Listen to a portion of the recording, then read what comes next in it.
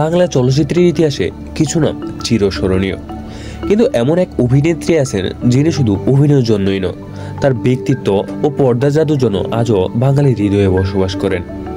তিনি হলেন বাংলা সিনেমার একমাত্র শাবানা। শাবানার প্রকৃত নাম আফরোজা সুলতানা রত্না।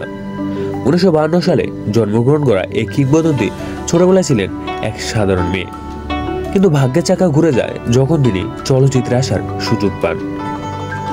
মাত্র 9 বছর বয়সে তিনি অভিনয় জগতে প্রবেশ করেন এবং 1967 সালে চলচ্চিত্র চকরিতে প্রধান চরিত্রে অভিনয়ের মাধ্যমে তিনি ব্যাপক জনপ্রিয়তা অর্জন করেন। তার বিপরীতে ছিলেন সুপারস্টার নাদিম, আর এই জুটির রসায়ন হয়ে ওঠে বাংলা সিনেমার অন্যতম সফল জুটি। একের পর এক হিট সিনেমা উপহার দিতে থাকেন শাবানা। শীষনাগ, আলোর মিছিল, বন্ধু, রাজদুলারি, ভাত দে, এসব ছবিগুলো তাকে বাংলা চলচ্চিত্রে শীর্ষ অভিনেত্রী হিসেবে পরিণত করেছে। তার অভিনয় ছিল আবেগপ্রবণ, শক্তিশালী এবং হৃদয় ছুঁয়ে যাওয়ার মতো। বাংলা সিনেমার স্বর্ণ যুগের অন্যতম শ্রেষ্ঠ অভিনেত্রী হয়ে ওঠেন তিনি।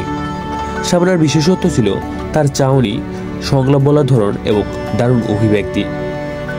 বাংলা সিনেমার বহু সুপারস্টারের সঙ্গে অভিনয় করেছেন শাবানা। রাজ্জাক, আলমগীর, ফারুক, উজ্জ্বল, নাদিম সহ অনেক জনপ্রিয় নায়কের বিপরীতে তার উপস্থিতি ছিল অনবদ্য।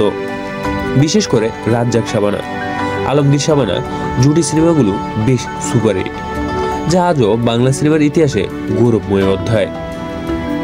শাবানার ঝুলিতে রয়েছে অসংখ্য জাতীয় পুরস্কার।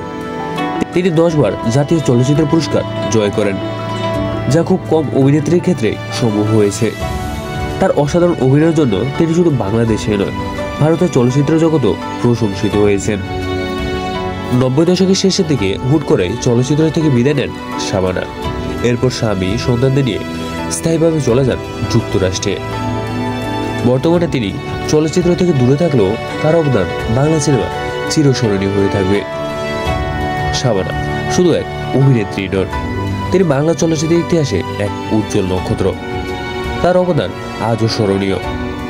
যদি আপনি শাবানার ভক্ত হন, তাহলে কমেন্টে জানিয়ে দেন তার কোন সিনেমাটি আপনার সব থেকে প্রিয়। ভিডিওটি ভালো লাগলে লাইক দিন, শেয়ার করুন এবং সাবস্ক্রাইব করুন আমাদের চ্যানেল DTS24। ধন্যবাদ।